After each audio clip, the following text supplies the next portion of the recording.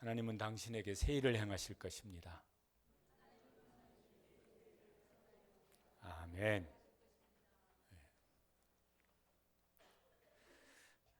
1월 1일 우리 새해 첫 예배를 드렸습니다. 많은 사람들은 이제 어디 저 일출 보면서 새해 소원을 이제 빌었고, 우리는 해만이 아니라 우주 만물을 창조하신 하나님께 예배를 드리면서 우리도 이제 새해 소원, 새해 기도 제목을 가지고 새해를 이제 출발합니다. 금년 기도 제목 새해 맞이하면서 정하셨습니까?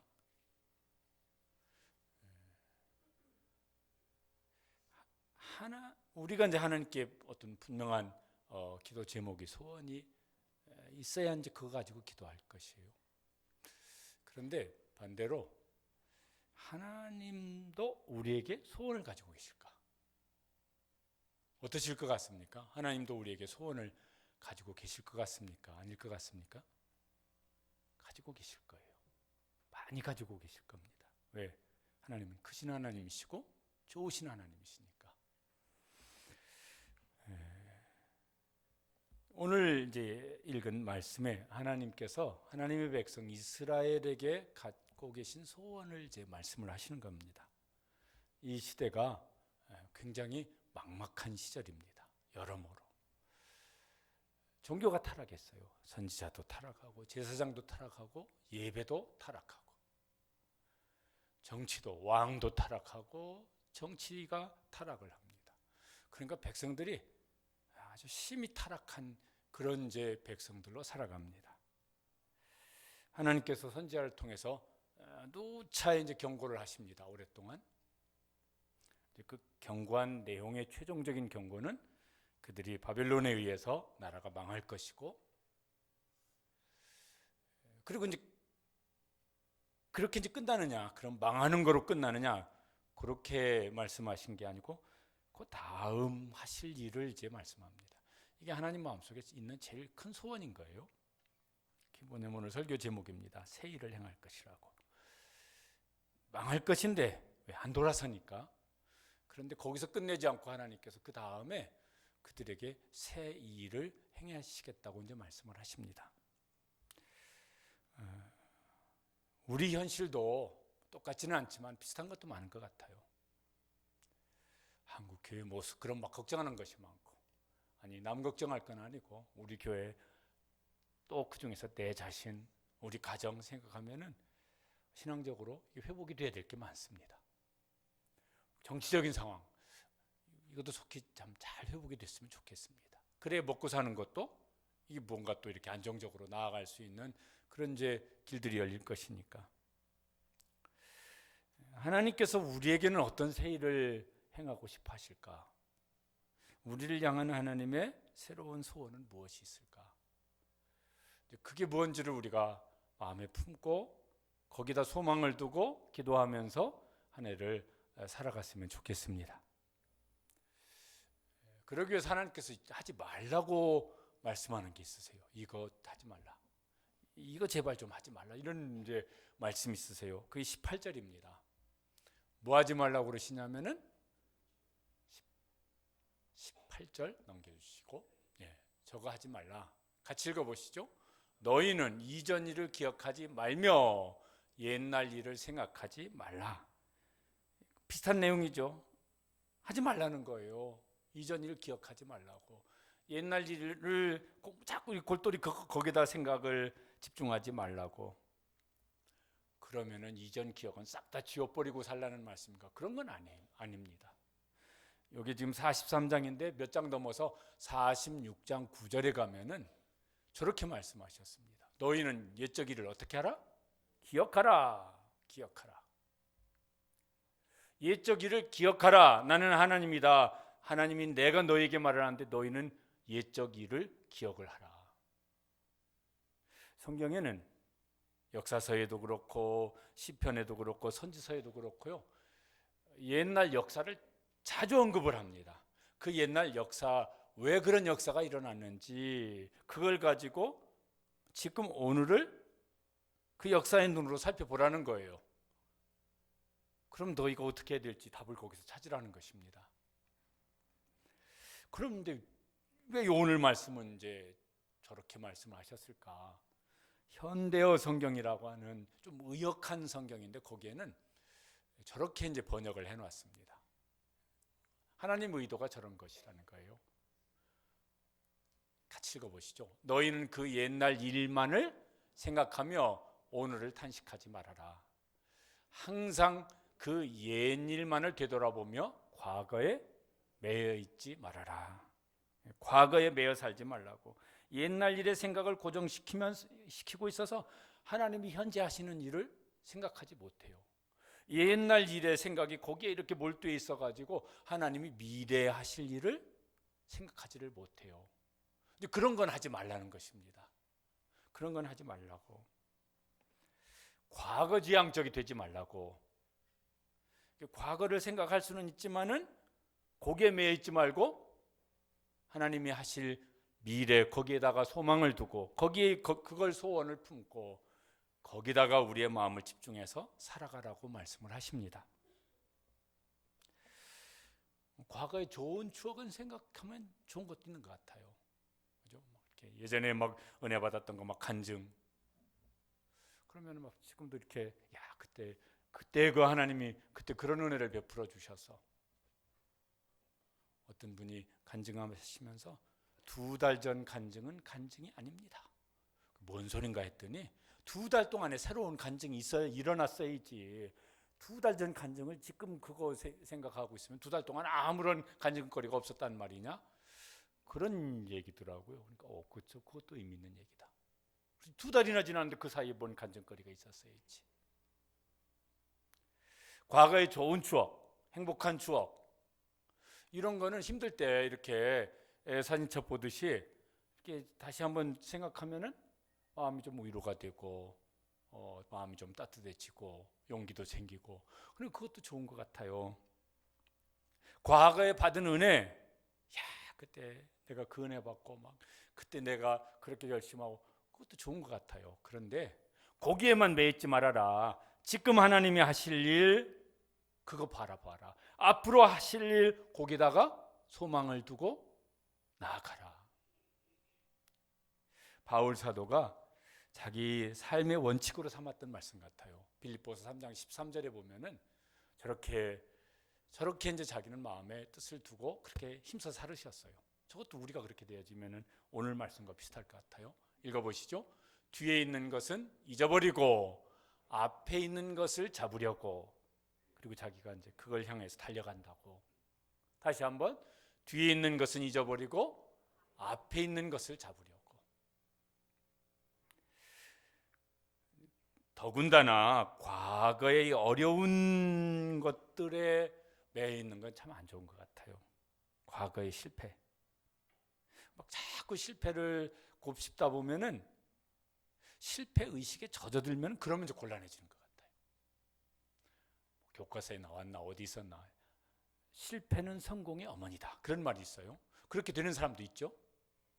반면에 실패는 실패의 어머니가 되는 사람도 있습니다. 어떤 사람이 많을까요? 실패를 딛고 그걸 실패가 성공의 어머니가 되는 사람이 많은 것 같습니까? 실패는 또 다른 실패를 가져오는 실패의 어머니가 되는 사람이 많은 것 같습니까? 우리 자신을 생각해 보면은 혹은 이렇게 주변을 살펴보면 어떤 사람이 많은 것 같습니까? 제가 보기에는 실패는 실패의 어머니가 되는 사람들이 더 많은 것 같아요. 그 실패를 통해서 실패 의식이 만들어져요. 나는 안 돼. 얘는 안 돼. 우리는 안 돼. 왜? 그때 실패할 때 모습 그대로인데 뭐 상황 그대로고 자신의 모습도 그대로인데 뭐가 되겠어? 그러면은요. 처음부터 안 된다고 생각을 하니 시작도 안 할 것뿐만 아니라 시작했더라도 뭘 거기에 막 마음을 쏟아서 막 기도하며 막 은혜를 구하며 열심히 하겠습니까? 안 될 걸 지금 시작을 했는데 그러니까요 또 다른 실패를 가져오는 것 같아요. 성경에 참 이 사람 안타깝다 싶은 사람이 있는데 무비보셋이라고 하는 사람이 있습니다. 무너진 왕가의 손자예요. 사울 왕의 손자입니다. 그가 다윗이 호의를 베풀려고 왕궁으로 불렀는데 다윗 앞에서 자기 자신을 소개하는 말입니다. 사무엘하 9장 8절에 보면은 저렇게 말을 했어요. 뭐라고요? 죽은 개 같은 나를 돌보시나이까. 자기를 뭐라고 생각합니까? 개도 살아있는 개도 아니에요. 무슨 개라고요? 자기는 죽은 개 같은 존재라는 거예요.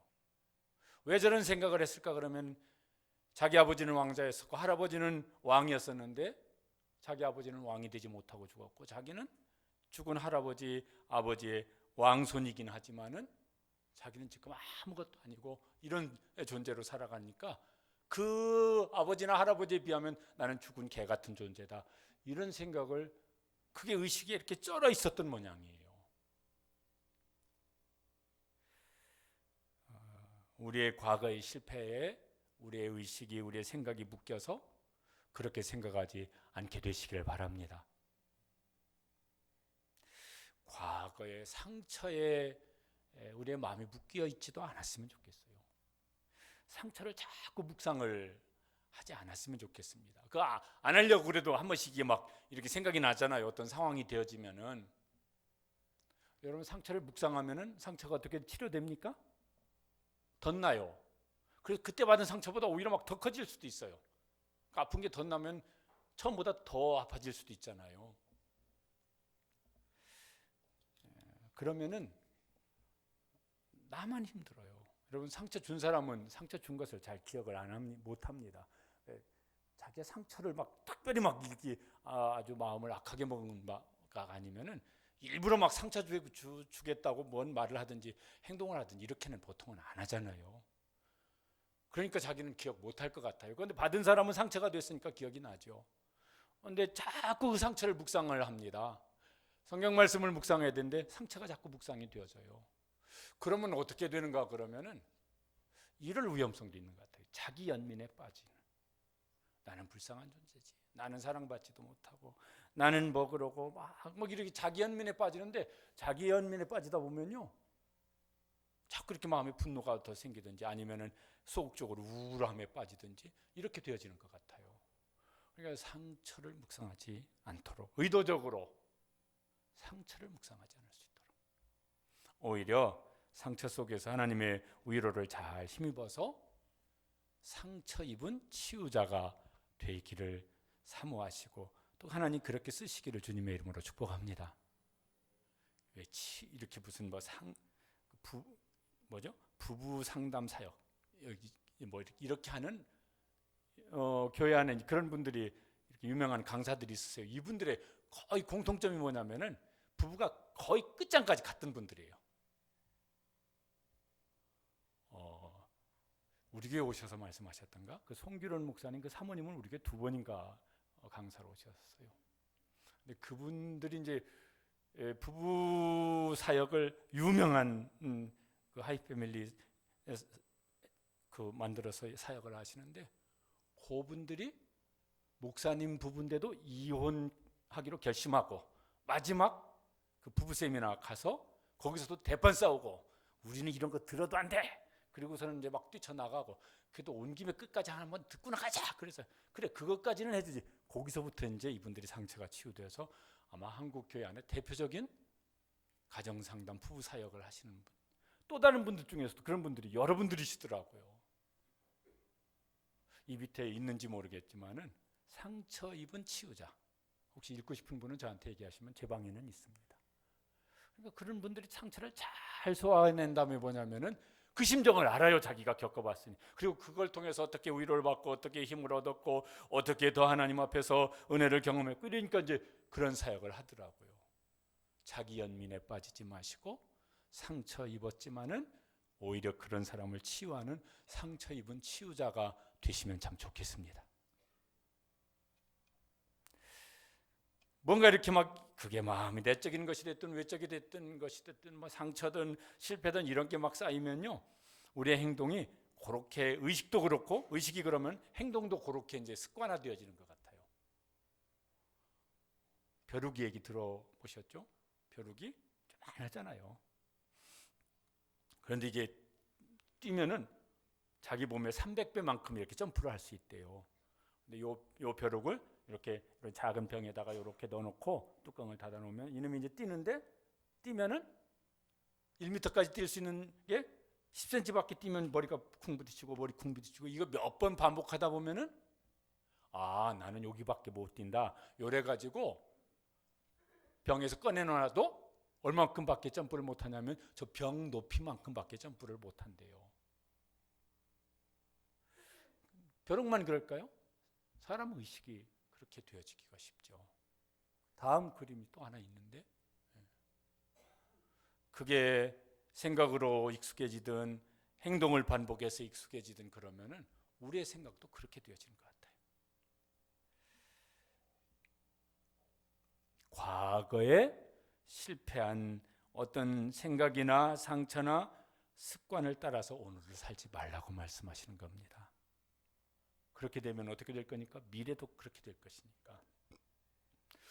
하나님은 이제 근데 내 능력이 그거밖에 안 되는데, 내 현실은 그거밖에 안 되는데, 그래서 하나님이 오늘 하시는 말씀이 있습니다. 그게 19절입니다. 19절 뭐라고 말씀하시냐면은 같이 읽어보시죠. 보라, 내가 새 일을 행하리니 이제 나타낼 것이라 너희가 그것을 알지 못하겠느냐. 보라, 시선을 집중하라는 거예요. 한번 이렇게 슬쩍 쳐다보는 게 아니라 거기 계속 거기다가 뭐예요? 시선을 집중해서 쳐다보는 거예요. 나타날 때까지 나타낼 것이다. 그러니까 그 언제 어떻게 나타내시는지 그 계속 거기다가 시선을 집중해서 보라고 말씀을 하시는 겁니다. 뭘? 내가 새 일을 행할 것이다.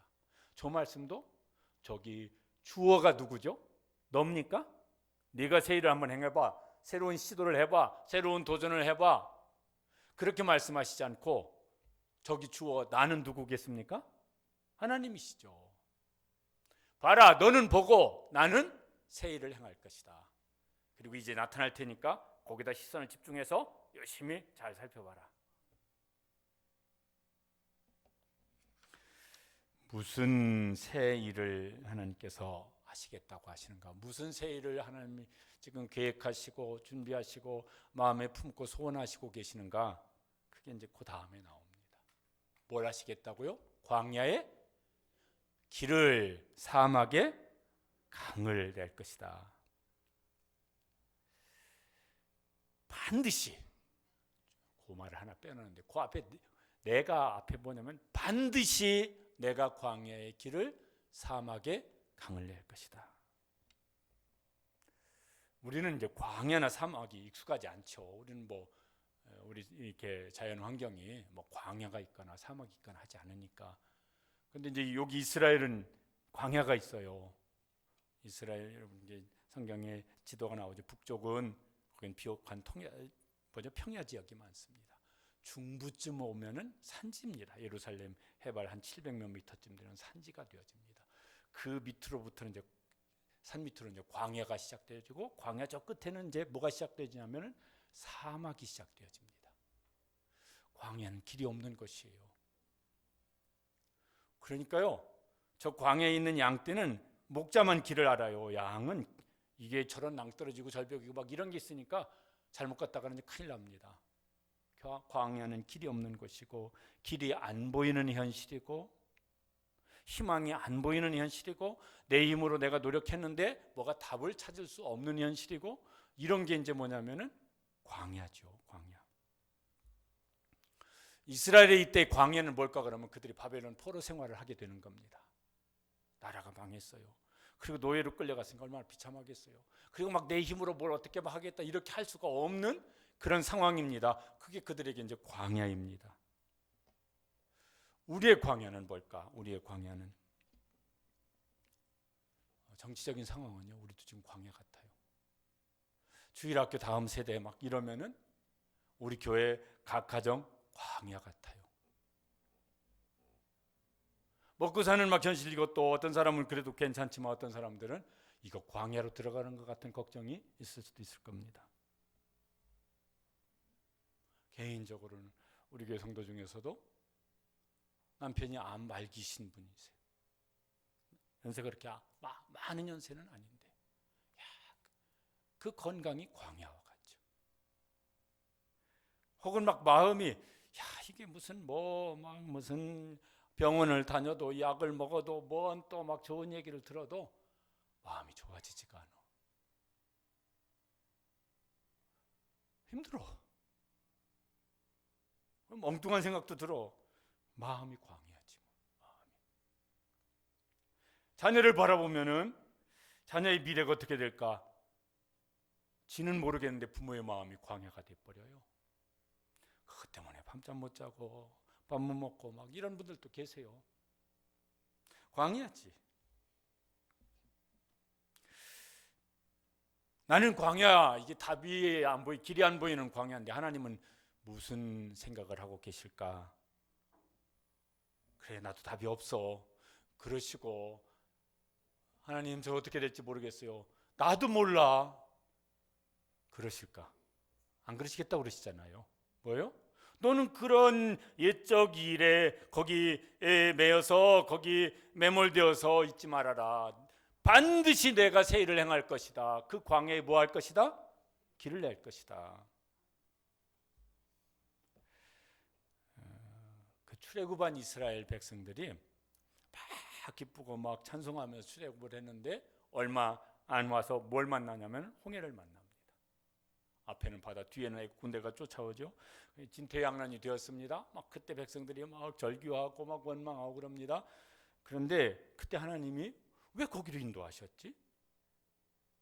그게 오늘 이사야 43장 16절에 보면은 그걸 이렇게 설명하고 계십니다. 16절 말씀 한번 같이 한번 읽어보시겠습니다. 시작.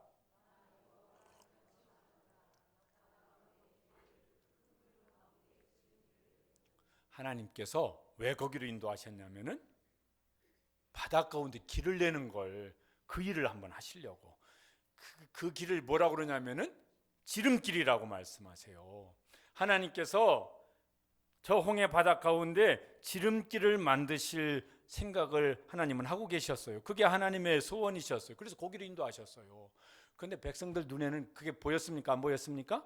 안 보였죠. 그러니까 막 원망하고 애굽으로 돌아가자 그랬는데 하나님은 거기, 하나님 눈에는 그게 보이죠. 하나님의 힘으로는 바다 가운데 길을 내실 수 있으니까. 그러니까 거기로 인도하신 거예요. 저희 집에 이제 손주가 있어서 9살 됐네. 저는 바둑은 못 두는데 오목 두자고 그래요. 작년까지만 해도, 작년 한 상반기까지만 해도 오목 두면은요, 저는 한 번도 이긴 적이 없어요. 걔가 다 이겨요. 왜냐하면은 제가 이길 상황 되어지면, 야, 여기 안 막으면은 너 져. 그리고 여기다 놓으면 네가 이길 수 있어. 이랬기 때문에 제가 백전백패를 했어요. 하반기부터는 제가 이기려고 애를 써도 걔가 이겨요. 거의 9번은 지가 이기고 한 번쯤 겨우 이기는데 좀 봐준 게 아닌가 이런 생각이 들어요. 그 전까지는 안 보였어요. 어디다가 놓아야 오목이 되는지. 그 전까지는 걔 눈에는 안 보이고 제 눈에는 보였었거든요. 이제는 그놈 눈이 띄어가지고 그놈 눈에는 보이는데 제 눈에는 안 보여요. 그러니까 걔가 이제 한 번씩 봐줘요. 할아버지 여기 안 막으면 할아버지 지는데. 내 눈에 안 보이는 게 다 안 보이는 겁니까? 아니요. 70 다 된 제 눈에는 안 보이는데 8살짜리 눈에는 보일 수 있는 것도 있다니까요. 하물며 내 눈에 안 보인다고 하나님 눈에도 길이 없겠느냐? 아니라고 말씀하시는 거죠. 이게 진짜 인생 광야를 경험한, 어려서부터 광야를 경험한 사람 중에 요셉이 있습니다. 17살 때 배다른 이복 형들에게 인신매매 당해서 외국으로 유학 간 게 아니라 노예로 팔려갔습니다. 거기서 노예 생활하다가 또 이게 진짜 막 믿음 지키고 막 하려고 하다가 또 누명 뒤집어 써가지고 감옥 생활을 했습니다. 나이 30 되었습니다. 어느 날 느닷없이 바로왕이 부르더니 꿈을 해몽하라고 그래서 해몽을 했더니 네가 애굽 총리 되어져라. 그래서 어느 날 갑자기 애굽 총리가 되어졌습니다. 요셉이 나중에 깨달았습니다. 아, 이게 하나님이 그렇게 인도하셨구나. 하나님의 섭리였구나. 하나님이 나를 그렇게 인도하셨구나. 그러니까 하나님께서요, 요셉을 무슨 애굽으로 유학 보내고 뭐 거기서 무슨 뭐 석박사하고 뭘 해가지고 막 승진하고 이랬더라면은 30살이 아니라 300살 되더라도 애굽 총리는 못 됐을 거예요. 그러니까 하나님께 어떻게 하셨습니까? 지름길로 요셉을 인도하신 것이죠. 하나님께서 광야에 우리를 있게 하실 때는 거기다가 하나님이 길을 만드시려고 거기다가 있게 하셨다는 것을 믿고 소망 중에 하나님이 인도하시는 길을 바라볼 수 있게 되시길 바랍니다. 광야만 보지 마시고 찬송가 373장 찬송 내용입니다. 큰 물결 일어나 나 쉬지 못하나 이 풍랑으로 인하여 어떻게? 더 빨리 갑니다. 같이 읽어보실까요? 큰 물결 일어나 나 쉬지 못하나 이 풍랑으로 인하여 더 빨리 갑니다. 그러니까 풍랑을 만났을 때 하나님은 그 풍랑 속에서 더 빨리 가는 길을 만드시려고 이 풍랑을 지금 겪게 하시는구나. 그렇게 믿음으로 하나님을 바라보고 풍랑만 바라보지 마시고 하나님이 인도하시는 길을 갈 수 있는 2025년 새해가 되시기를 축복합니다. 모든 사람이 해결할 수 없는 광야가 있어요. 그걸 위해서 하나님께서 길을 열어주셨는데 길이신 예수님을 보내주셨습니다. 그리고 예수님이 오셔서 말씀하셨습니다.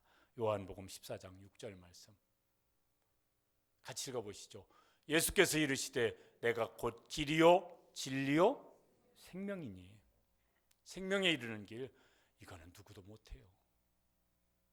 그러니까 하나님께서 길을 만들어 주셨습니다. 길이신 예수님을 보내주셨고 오늘도 우리는 길이신 예수님 손 붙잡고 그 생명의 길, 영원한 생명의 길로 가게 될 줄로 믿습니다.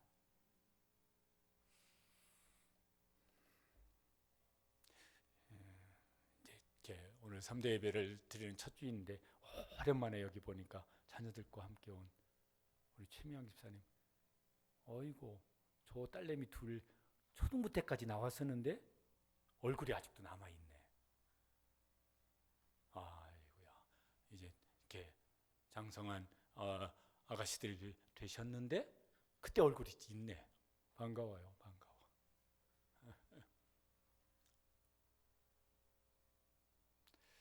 가정마다 구원의 길, 생명의 길이 활짝 열려지는 2025년 새해가 되시기를 주님의 이름으로 축복합니다. 꼭 그런 은혜를 베풀어 주셨으면 좋겠습니다. 사막에 강을 내리니 사막하고 광야는 광야가 끝나는 데가 보니까 사막이 있더라고요. 그러니까 사막에 있다는 건 광야보다 좀 더 어려워진 상황이에요. 사막엔 물이 없어요. 물이 없다는 건 뭐죠? 생명이요. 생명이 살 수가 없는 곳 상황. 살 수 없는 상황, 살 힘이 없는 상황, 살 수 있는 소망이 없는 상황. 그런 상황이 이제 사막인 것이죠. 우리의 사막은 뭘까? 광야 끝에 모든 사람이 이르는 사막이 있습니다. 뭘까요? 죽음이죠. 우리나라의 1년 그 사망자 수가 35만 몇천 명 막 이랬더라고요. 작년인가가. 그러니까 거의 하루에 1,000명꼴로 죽는다 소리예요. 야, 나는 뭐 죽는 게 나는 막 축복이고 나는 아주 원도 한도 없이 살다가 죽는다. 이런 사람 몇 사람 있을까요? 막 죽었는데 와, 잘 죽었다, 축하한다, 막 이러면서 막 박수 보내면서 장례식 치를 사람이 누가 있을까요? 이번 막 비행기 사고 이게 말할 수 없는 그 이제 일이겠지만은 그게 아니더라도 막 다 그 죽음은 그런 것일 거예요. 세계 인구 2023년 사망자 한 6천 몇백만 명쯤 된대요. 우리나라 인구보다 더 많은 사람들이 1년에 전 세계에서 죽어요. 병으로, 무슨 전쟁으로, 무슨 기근으로, 뭐로, 뭐 테러로, 하여튼 죽어요. 그 중에 야, 난 죽는 것이 너무너무 행복이야. 이럴 사람이 누가 있겠어요? 그 가족이 막 그럴 사람이 누가 있겠어요? 그러니까 다 어찌 보면은 우리는 어느 때 다 사막을 들어가는 것 같아요. 거기에는 사람은 강을 만들 수 없어요. 저런 물리적인 사막은 거기다가 수로를 만들어서 강을 내겠지만은 우리 인생이 겪는 사막은 누가 거기다가 물을 그 사막에 강이 흐르게 하겠습니까? 못하죠. 하나님이 하시겠다고. 20절 말씀에 보면은 이렇게 말씀합니다. 같이 읽어보시죠. 내가 광야의 물을 사막의 강들을 내어 내 백성 내가 택한 자에게 마시게 할 것입니다. 광야에도 사실은 물이 없어. 광야 끝자락 가면. 그러니까 거기는 광야에도 물이라고 저렇게 한 것 같아요. 그래서 거기에 물을 내어서 거기 샘이 아니라 뭐가? 강이 흐르게 하여서 내 백성이 마시게 할 것이다.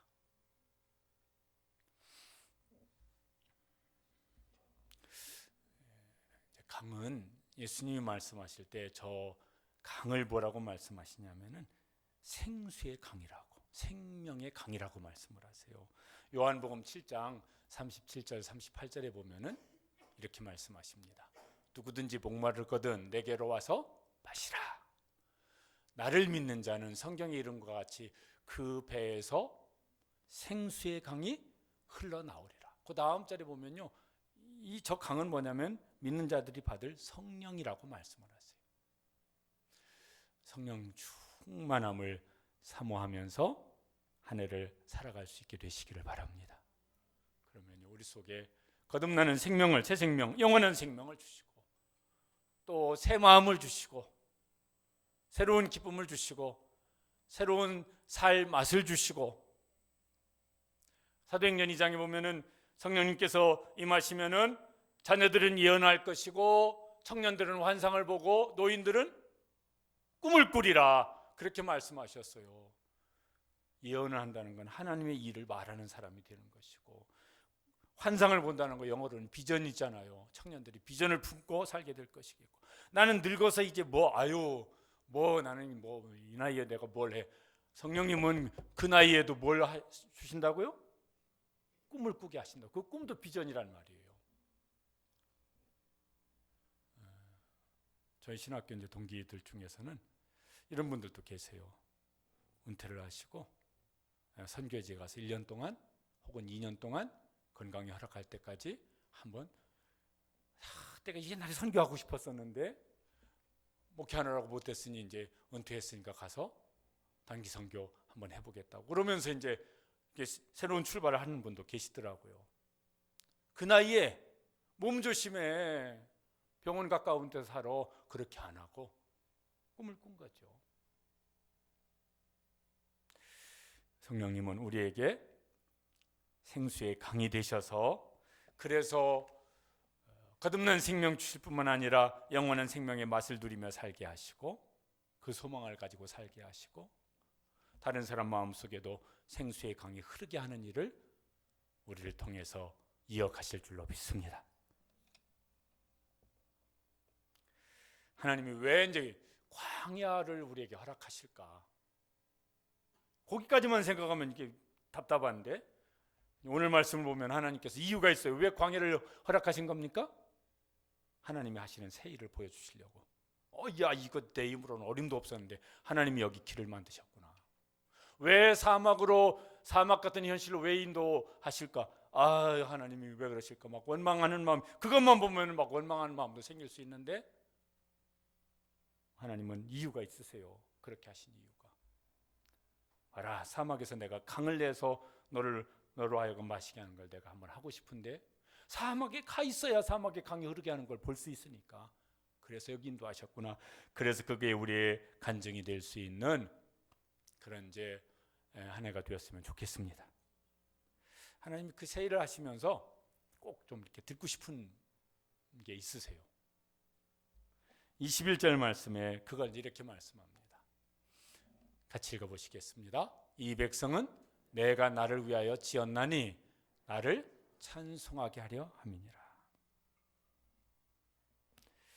하나님 공치사 듣고 싶은 소리 그런 분은 아니시겠지만은, 그죠? 이렇게 우리도 자식들 키워놓으면은 뭐 생일 때가 됐든 명절 때가 됐든 와서 막 감사 인사를 하면은 얼마나 좋겠어요.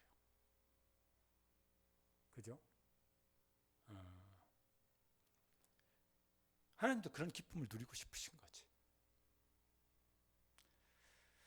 그래서 일부러 막 그렇게까지 고기도 막 인도하시고, 그래서 야 이거 하나님이 하신, 와 감사하다. 그래서 하나님께 영광을 돌리는 그런 찬송을 듣고 싶으시다고. 우리가 막 하나님께 영광을 돌리는 삶, 막 이런 걸 이제 나름대로 사모하고 기도도 하는데, 하나님이 하시는 새 일을 이제 경험하면은 저절로 그렇게 될 것 같아요. 여기 이제 21절만이 아니라 요 43장 앞으로 7절에 가면은 비슷한 말씀을 또 하셨습니다. 저 말씀도 읽어보시죠. 내 이름으로 불려지는 모든 자 곧 내가 내 영광을 위하여 창조한 자를 오게 하라. 하나님이 왜 창조하셨다고요? 내 영광을 위해서. 그걸 위해서 내가 지었고 만들었다고. 하나님이 우리를 구원하신 목적을 신약 성경에 설명할 때는 이렇게 설명합니다. 이 두 단어를 이렇게 합쳐 놓았어요. 에베소서 1장 6절에 보면은 우리를 구원하신 이유예요. 뭐라고요? 그의 은혜의 영광을 찬송하게 하려는 것이라. 하나님께 영광을 돌리면서 찬송하는 그 소리를 하나님이 듣고 싶으시다고.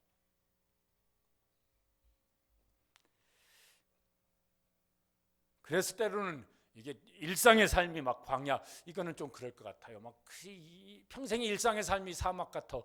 이런 건 하나님도 그렇게 하지는 않으시는 것 같아요. 그런데 때로는 인생을 살면서 어떤 때는 하나님께서 우리를 광야로, 어떤 때는 사막으로 인도하셔서 거기서 그 광야 한복판에, 사막 한복판에 있게 하실 때가 있어요. 돌이켜보면 우리도 그런 시절 있잖아요. 저도 있고 또 여러분도 막 이렇게 있으실 거겠고, 앞으로도 없으면 좋을 수도 있겠지만은 하나님 생각에는 있으면 더 좋다고 생각도 하실 거예요. 왜? 그러면 거기서 하나님이 하시는 새 일을 볼 것이겠고, 그가 감사하며 찬송할 것이니까. 그래서 앞으로도 그렇게 인도하실 수도 있을 거예요. 그러면 그때 생각을 과거에 얽매이지도 말고, 여기 지금 현실의 생각이 매이지도 말고, 하나님을 바라보시고 하나님이 하시는 새 일을 바라보시고 거기에다가 우리의 시선을 집중할 수 있게 되시길 바랍니다. 그러면 그 사람을 통해서 하나님이 찬송을 받으시고 영광을 받으시는 일이 이제 일어날 것이에요. 아니 막 그런 일이 아니더라도 우리의 일상의 삶이 하나님께 감사하고 또 하나님께 영광을 돌리는 삶을 살면은 그럼 좋겠습니다. 고린도전서 10장 31절에 보면 저렇게 말씀하세요. 우리가 저렇게 살자고. 그런즉 너희가 먹든지 마시든지 무엇을 하든지. 저건 뭐예요? 우리 일상생활입니다. 우리 일상생활에서 어떻게 살자? 하나님의 영광을 나타내며 살자. 저희가 이제 집에서 밥 먹을 때요, 이렇게 기분 좋은 장면이 있습니다. 막내가 이제 3살이 되어지죠. 아직 2돌이 안 지났지만 저거 우리 손녀는 아닙니다. 저렇게 이쁘지가 않습니다. 제가 객관적으로 봤을 때. 주관적으로는 제일 예쁘지만은 객관적으로는 그렇습니다. 밥 먹자 그러면 이제 아직 눈 감고 기도는 못해요. 계속 궁금해서 계속 눈을 뜨고 있어요. 먹을 게 뭐 이렇게 쳐다보느라고. 그래서 먹고 날마다는 막 몸을 막 있는 대로 배고플수록 몸을 더 흔들어요. 우리에게 양식을 주시는 은혜로우신 하나님 참 감사합니다. 밥 먹을 때요 너무 기뻐요. 그래서 감사해요. 일상생활에서 크고 거창한 일도 좋겠지만은 늘 우리가 그렇게 겪으며 살지는 않아요. 일상생활에서 하나님 앞에 감사할 것, 기뻐할 것, 그래서 찬송할 것, 하나님 앞에 영광 돌리는 이런 삶이 늘 일상생활에서도 우리가 그걸 의식적으로 생각을 하면은 있죠, 그게. 그래서 감사하고, 그래서 범사에 감사할 수 있게 되시기를 축복합니다. 새해를 시작하긴 했지만은 별 기대가 없을 수도 있을 겁니다. 아니 그런 사람이 더 많을 것 같아요. 왜냐하면 현실도 뭐가 달라졌습니까? 작년하고 막 확 뭐 해가 바뀌었다고 달라졌습니까? 내 모습이 막 내 무슨 뭐 삶의 어떤 상황이 확 달라졌습니까? 내가 갑자기 건강해지든지 우리 애가 막 갑자기 막 공부를 막 안 하던 공부를 하루에 10시간씩 하든지 막 회사에서 갑자기 막 연봉을 2배로 올려주든지 뭐 이런 게 막 일어납니까? 현실도 그대로고 내 모습도 그대로예요. 그러니까 뭔 새로운 일이 일어나겠어? 그래서 별로 기대감이 안 생길 수도 있어요. 내가 하면 그런데 하나님은 보라 내가 새 일을 행할 것이다. 그러니까 너희는 이전 일에 매여 살지 말아라. 내일 새벽부터 이제 새해 특별 기도회를 합니다. 기도 제목을 안 정하신 분은요, 하나님이 무슨 일을 하실까를 기준을 삼아서 기도 제목도 한번 정하시고, 그리고 믿음으로 기대하며 힘써 기도함으로 새해를 출발할 수 있게 되시길 바랍니다. 예레미야 33장 2절 3절 예레미야 선지자가 그 시대에 어려운 시대였는데 저렇게 권면을 했습니다. 같이 읽어보시죠. 이 일을 행하시는 여호와 그것을 만들며 성취하시는 여호와 그의 이름을 여호와라 하는 이가 이와 같이 이르시되 너는 내게 부르짖으라 내가 내게 응답하겠고 크고 비밀한 일을 내게 보이리라. 그 일을 볼 때까지 부르짖고 나아가면서 우리의 광야 속에서 우리의 사막 가운데서 아니면은 그건 아니라서 감사하면 우리의 일상생활에서 하나님을 찬송하며 하나님께 영광 돌릴 수 있는 우리 모든 성도들의 삶이 되시기를 주님의 이름으로 축복합니다. 기도하시겠습니다.